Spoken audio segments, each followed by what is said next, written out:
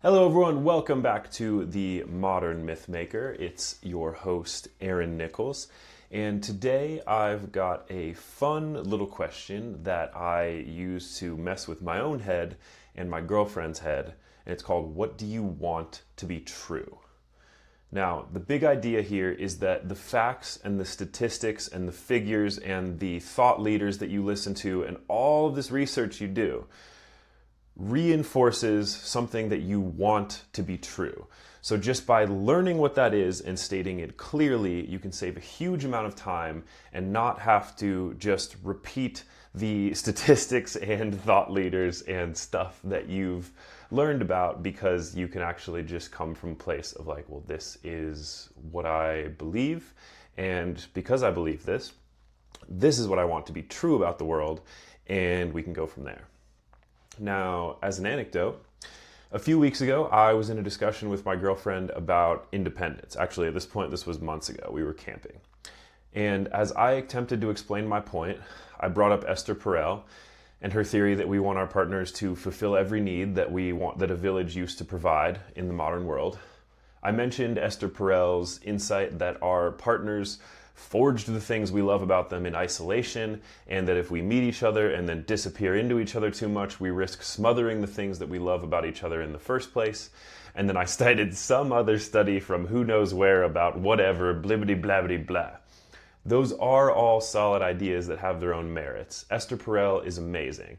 But I think what's most important to hit on here is that I want those things to be true, because I have always been an independent person who values independence and is afraid of losing it. I could have saved a tremendous amount of time by just saying that and then starting the discussion there, instead of going, this person whose videos I've watched who believes all this stuff says all of these things.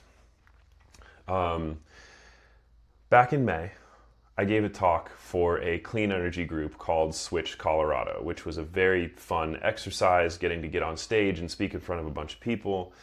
And I pointed out that facts and statistics are not actually what's important. For educated people, we trick ourselves into believing that that's what's important. But the truth is, the only reason you seek those things out is because you believe a story. And there's a set of beliefs that you want to be true about the world. And so you seek out things that reinforce that perspective. This is the psychological safety net that creates echo chambers. We want to be validated in the things that we believe.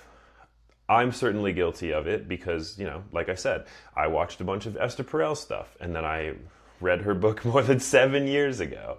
And I haven't had a refresher since then, but I continuously repeat her stuff because I like independence. So I want what she says to be true because I want to live a certain way. But if I really believe in who I am and have conviction in my identity, then I don't need to repeat her ideas all the time.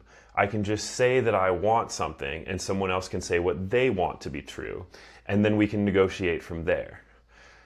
Burying what you want to be true under platitudes, statistics, and ideas about what humanity should be shows a lack of self-awareness and makes discussions take way longer than they need to.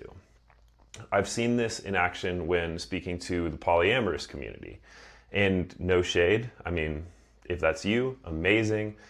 I hope you're having the best time. But I'm just picking on them because I've talked to polyamorous people who have looked at me in the eye and said human beings weren't meant to be monogamous. And this annoys me because, you don't get to project the things you want onto humanity to explain that you want a thing to be true and you want to live a certain lifestyle.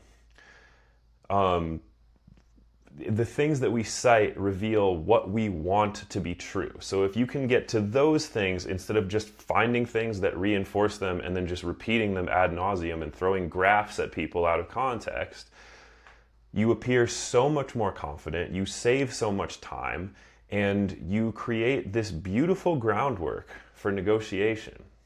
So the next time that you find yourself just so engrossed in like a statistic, a graph, something like that, ask yourself, what do I want to be true here? And this question opens up a whole bunch of rabbit holes that you then have to deal with. But once you figure out what you want to be true, then you can ask yourself, why do I want this to be true? And that is part of the deep work of self-awareness, rather than the work of just adding protective layers of scientific information and nonsense in between you and the life you actually want. So if you want to appear confident, figure out what you want to be true, figure out why, and move from there. And subscribe to the Modern Mythmaker on Substack.